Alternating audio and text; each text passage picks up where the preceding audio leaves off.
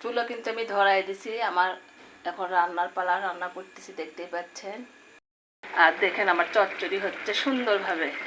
আমি কিন্তু একদম নাড়াচাড়া করবো না, এরকমই হবে, ঢেকেও দিব না, একটু পানি বেশি করে দিছি। বগুড়ার পুরপুরি আর চচ্চড়ি আমার। কিছুক্ষণ পর কিন্তু আমি আবারও মাখাচ্ছি, আর একটু হলুদ দিছি, যেহেতু আমি মাছ দিব। দেখেন এই মাছটা এখন ঢেলে দিই। চচ্চড়ি আমার হয়ে গেছে সুন্দরভাবে, একটু রস রস রাখছি, কারণ হাজব্যান্ড আমার।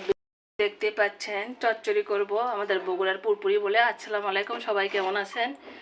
আজকে আমি সম্পূর্ণ পুরপুরিটা রান্না দেখাবো, সবাই দেখবেন, অনেক ভালো লাগবে।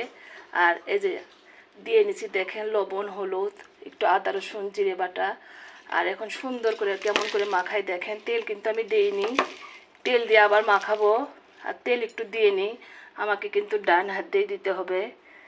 দেখেন তেল দিয়ে নিচ্ছি সুন্দর করে। এখন সুন্দর করে মাখায় নেব, আরও ভালো করে মাখায়। এভাবে সবাই মাখাবেন। চচ্চড়ি কিন্তু মাখানাতে অনেক অনেক স্বাদ হয়। কিছুক্ষণ পর কিন্তু আমি আবারও মাখাচ্ছি, আর একটু হলুদ দিচ্ছি, যেহেতু আমি মাছ দিব। দেখেন এই মাছটা এখন ঢেলে দেবো সুন্দরভাবে, দিয়ে মাখাবো আলগোতে। আর এর মধ্যে পটল বেগুন আছে, তরি আছে আপনার, অনেক অল্প হয়ে যাবে, সেটা হয়ে যাবে, সেটা আমি জানি। যারা নতুন তাদের জন্য, যারা আমার থেকে অনেক অনেক ভালো করে রান্না করেন তাদের জন্য এই ভিডিওটা না। চচ্চড়ি মাখানো আমার শেষ, এখন পানি দেওয়ার পালা। আর সেই পানিটা আমি দিয়ে দিচ্ছি, দেখে সুন্দর করে। আর এটি কিন্তু আমি নাড়াচাড়া একদম কিচ্ছু করব না, হাত দেব না, এরকমই আমার কিন্তু হয়ে থাকবে। একদম নাড়াচাড়া করি না আমি। আর একটু পানি দেবো যাতে কচুর বইটা সিদ্ধ হয়। চুলা কিন্তু আমি ধরাই দিছি, আমার এখন রান্নার পালা, রান্না করতেছি, দেখতেই পাচ্ছেন। আর দেখেন আমার চচ্চড়ি হচ্ছে সুন্দরভাবে। আমি কিন্তু একদম নাড়াচাড়া করবো না, এরকমই হবে, ঢেকেও দিব না, একটু পানি বেশি করে দিছি। আবারও আমি মাছ, পুরপুরি বলেন চচ্চড়ি বলেন, ফিরে আসলাম। আরেকটু হবে, চেখে দেখছি সব ঠিকঠাক মতো হয়েছে।